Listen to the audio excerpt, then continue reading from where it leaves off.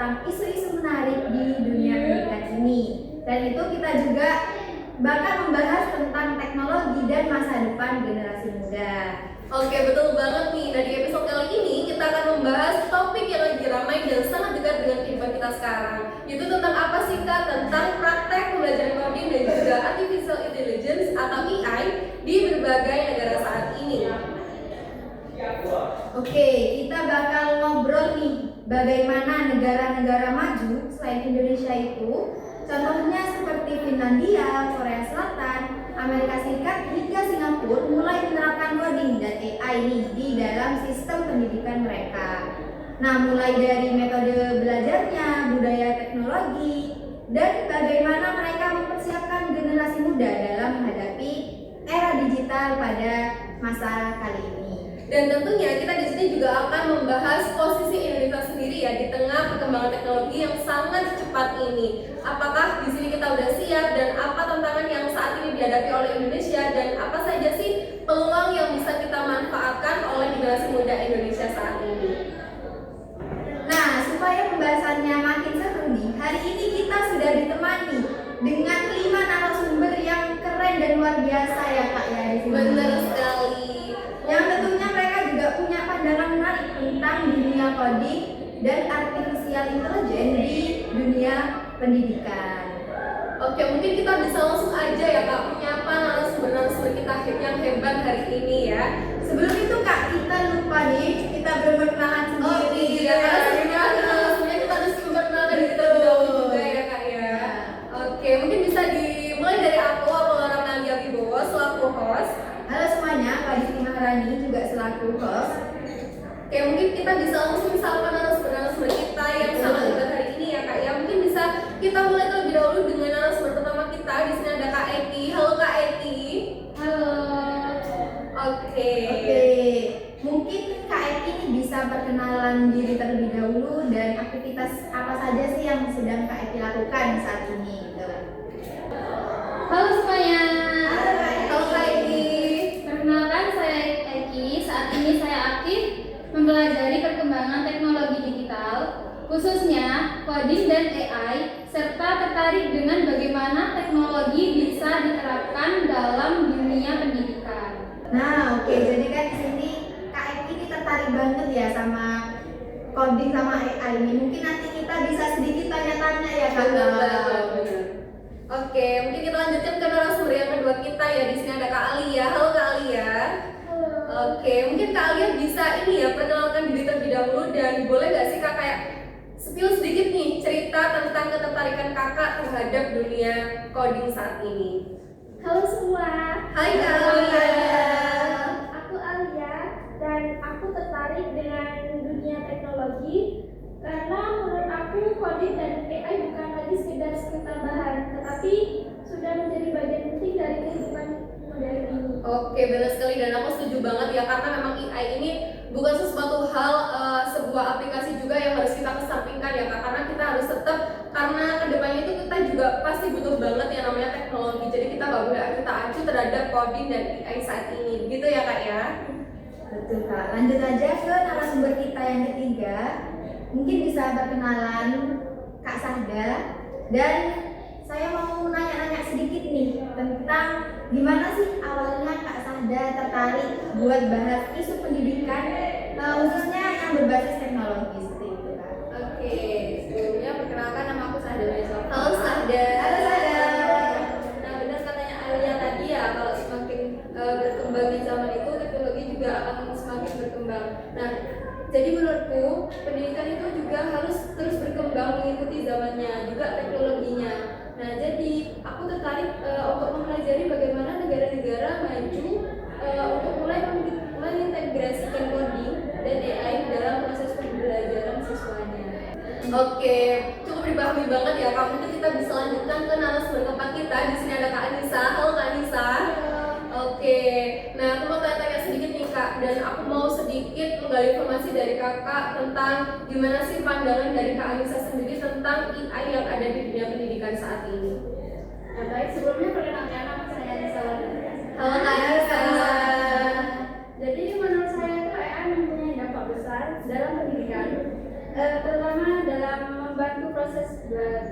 belajar yang lebih personal, cepat dan mudah diakses. Mudah diakses ya kak, ya emang benar sekali sih. Ya ini emang gak butuh waktu berjam-jam ya kak, hitungan menit aja kita udah bisa menggali informasi yang sebenarnya dari AI tersebut. Tapi di sini perlu highlight ya kak, kita nggak boleh langsung percaya dengan AI, tapi kita harus memparafrase dan memproses lagi isi dari AI tersebut. Begitu ya kak Anissa ya.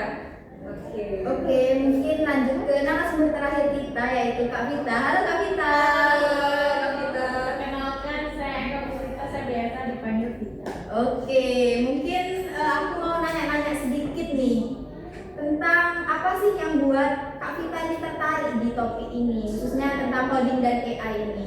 Ya, yang saya tahu ya, karena berkembangnya teknologi sekarang sangat cepat. Jadi penting bagi generasi muda untuk memahami coding dan AI agar tidak tertinggal di masa depan kita. Oke, luar biasa sekali ya. Jadi generasi muda ini harus melek teknologi ya Kak Betul. Vita.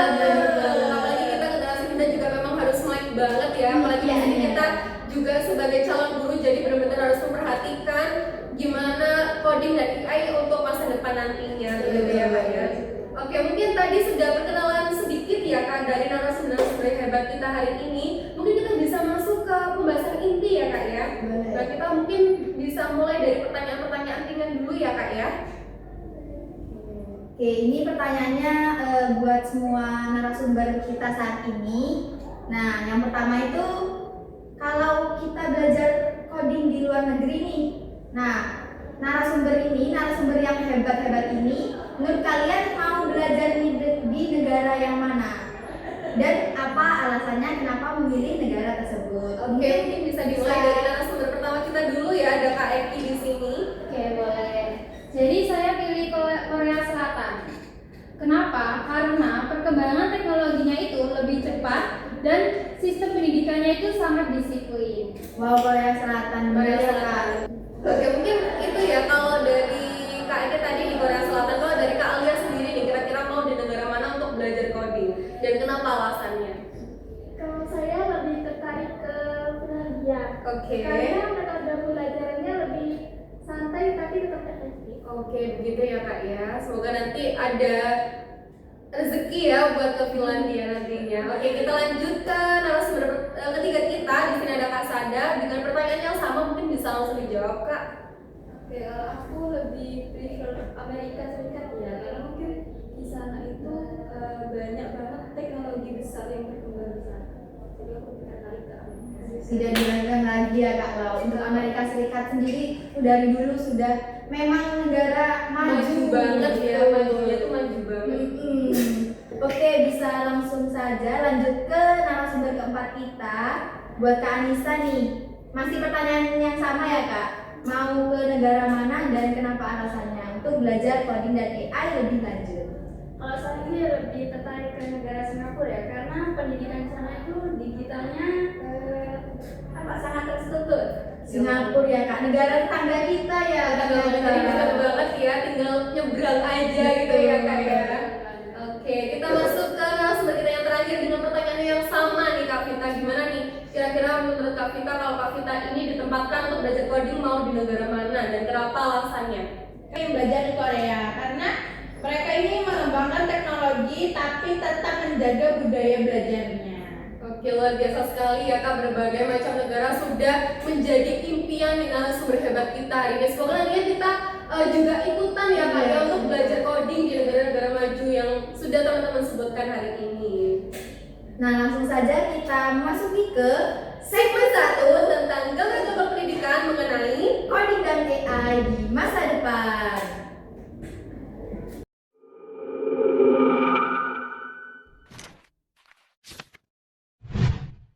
Oke Kak, kita langsung saja nanya-nanya nih ke narasumber hebat kita. Nah, di sini aku tertarik banget buat nanyain Kak Eki nih. luar biasa. Kak Eki masih semangat ya? Masih kok, masih. Mau nanya ya Kak Eki, kenapa coding dan AI sekarang itu menjadi keterampilan yang sangat penting yang dimiliki oleh generasi muda khususnya? Oke, boleh langsung saya jawab nih. Boleh Kak. Oke, Kan udah semangat banget nih Kak.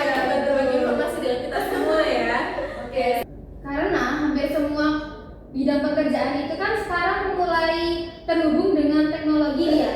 Jadi coding itu melatih cara berpikir secara logis, sedangkan AI itu membantu manusia bekerja lebih cepat dan disiplin. Nah, setuju banget nih Kak. Kalau AI itu bakal ngebantu tugas manusia supaya lebih mudah, cepat selesai gitu ya Kak. Betul banget, betul banget. Oke, kita masuk ke narasumber kita yang kedua ya. Di sini ada Kak Alia dan di sini aku mau tanya-tanya nih sama Kak Alia. Nah, apa sih Kak apakah AI ini akan mengubah sistem pendidikan di masa depan? Menurut Kak Alia tuh gimana tentang statement seperti itu? Menurut saya iya sih, karena AI bisa membuat pembelajaran lebih personal sesuai kemampuan siswanya. Tetapi tetap saja peran guru tidak bisa tergantikan oleh AI. Oke, luar biasa sekali ya, dan aku setuju dengan statement dari Kak Alia karena kalau guru itu tidak bisa sepenuhnya digantikan, karena meskipun ada coding dan IA itu cuma bisa dibuat atau alat aja ya Kak ya, tapi guru itu tetap harus menjadi generasi muda dan garda terdepan anak muda zaman sekarang, gitu ya Kak ya. Oke. Oke, lanjut ke Kak Sahda nih. Saya mau nanya-nanya ke Kak Sahda. Nah, apakah semua negara nih menurut Kak Sahda ya sudah siap untuk menghadapi perkembangan AI di dunia pada saat ini?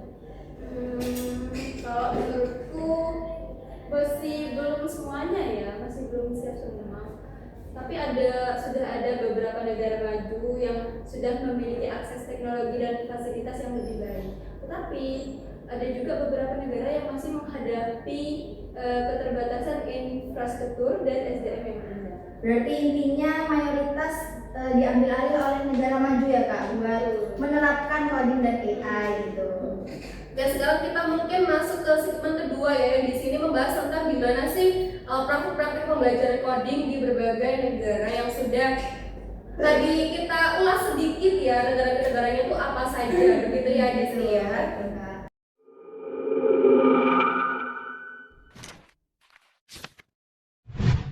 Oke, mungkin kita mulai dulu ya dari Kak Alia. Tadi Kak Alia sudah menyebutkan pengen ke negara Finlandia. Nah, menurut Kak Alia sendiri nih, apa sih yang bikin menarik dari sistem pendidikan di Finlandia tersebut? Menurut saya ya, Finlandia lebih fokus pada kreativitas dan problem solving dibandingkan sekedar nilai akademiknya. Anak-anak juga dikenalkan coding dan sejak dini dengan metode yang Oke, jadi selain dibuat pembelajaran, coding itu juga bisa dibuat hiburan anak-anak ya. Dan kita tuh nggak suntuk cuma ada di kelas belajar menulis gitu aja, mendengarkan gitu ya Kak. Jadi emang harus ada prakteknya dengan cara coding itu tadi, gitu ya Kak Alia ya. Oke, jadi kan tadi sudah disebutkan ya kalau kita selain menerapkan pembelajarannya kita juga mengimbangi dengan prakteknya seperti itu ya Kak. Nah mungkin aku mau nanya-nanya nih kenapa pendekatan Finlandia yang seperti Kak Alia sebutkan itu sering dianggap berhasil di negaranya? karena bisa membuat siswa nyaman belajar. Jadi siswa tidak perlu tertekan, tetapi tetap berkembang secara kreatif dan kritis. Yang luar biasa sekali. Mungkin sekarang kita lanjut ke Kak Eki ya. Nah tadi Kak Eki di sini tuh memilih Korea Selatan ya. Nah jadi aku mau tanya-tanya nih, menurut Kak Eki sendiri kenapa sih Korea Selatan itu sangat cepat sekali ya beradaptasi dengan teknologi pendidikan saat ini, dan terutama ya dia semakin terdepan ya Kak ya. Nah kenapa tuh kira-kira Kak Eki? Karena pemerintah dan masyarakat itu sama-sama mendukung pentingnya teknologi. Mereka juga serius dalam investasi pendidikan di digital ini Kak. Oke baik, jadi pemerintahnya di sana mendukung ya Kak, mendukung masyarakatnya untuk menggunakan teknologi dalam aktivitas sehari-hari seperti itu. Ya, dan yang paling penting pemerintah di sana tuh kayak selalu upgrade gitu ya Kak. Setiap tahunnya sih pada perkembangan tuh mereka open minded banget ya Kak. Oke, mungkin kita bisa lanjutkan ke narasumber kita yang ketiga. Tadi narasumber kita yang ketiga ada Kak Sada di sini. Beliau memilih Amerika Serikat nih. Oke, aku mau tanya-tanya nih Kak, bagaimana sih hubungan industri teknologi dengan pendidikan di Amerika Serikat saat ini? Gimana nih menurut Kak Sada? Oke, hubungannya cukup sangat dekat ya. Banyak sekali sekolah dan universitas yang sudah bekerja sama langsung dengan perusahaan teknologi seperti Google atau Microsoft untuk mengembangkan skill siswanya. Ya, luar biasa sekali ya, tadi dikutip ada Google dan Microsoft, dan ini emang benar-benar kita Familiar banget ya, Kak, familiar untuk sudah. mahasiswa saat ini ya, Betul. gitu, karena tiap hari kita hampir pakai yang namanya Google dan juga Microsoft saat ini. Yes. Nah, untuk selanjutnya nih, mungkin apa sih kelebihan dari pembelajaran yang berbasis proyek? Seperti tadi kan dalam pembuatan Google atau Microsoft itu di Amerika. Di sini siswanya bisa jadi lebih aktif dan terbiasa untuk menyelesaikan masalah nyata. Jadi bukan hanya belajar teorinya saja. Ya, luar biasa sekali. Mungkin kita lanjut ke narasumber kita yang keempat ya. Di sini ada Kak Anissa. Tadi Kak Anissa di sini memilih Singapura ya, Kak ya? Ya, Oke. Aku mau tanya nih Kak, apa yang bisa dipelajari sih untuk Indonesia dari Singapura, utamanya tentang coding dan juga AI saat ini? Singapura itu mempunyai sistem pendidikan digital yang jelas dan terarah. Nah, mereka juga itu sangat serius mempersiapkan generasi muda untuk menghadapi era AI.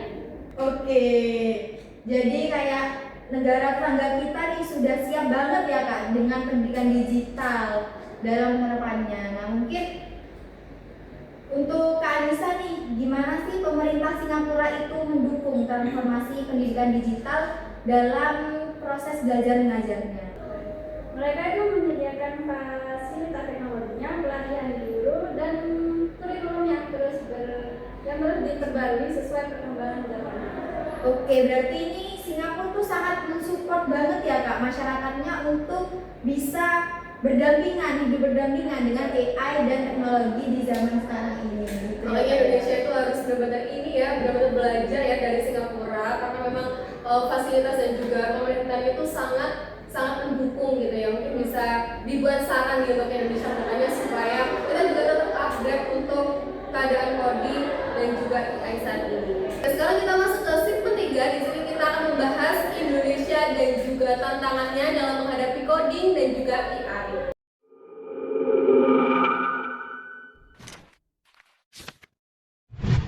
Oke, tadi kan kita sudah nanya-nanya nih ke 4 narasumber. Nah, di sini kita langsung beralih ke narasumber kelima kita, yaitu Kak Vita.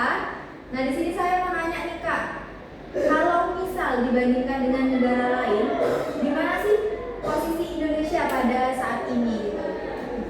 Jadi Indonesia ini punya potensi besar karena generasi mudanya kreatif dan cepat belajar teknologi.